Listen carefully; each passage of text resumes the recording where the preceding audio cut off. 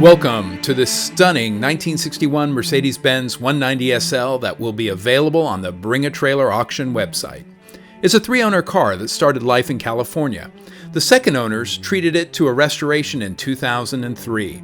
The first two owners kept the car for a total of 57 years.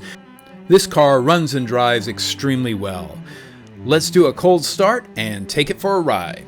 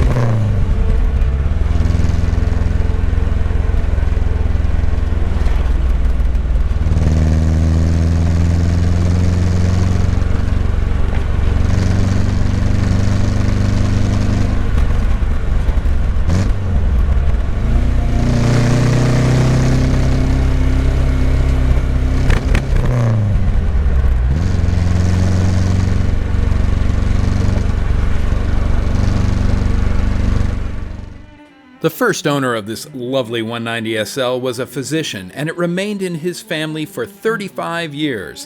In 1996, it was sold to another physician, who did that minor restoration back in 2003.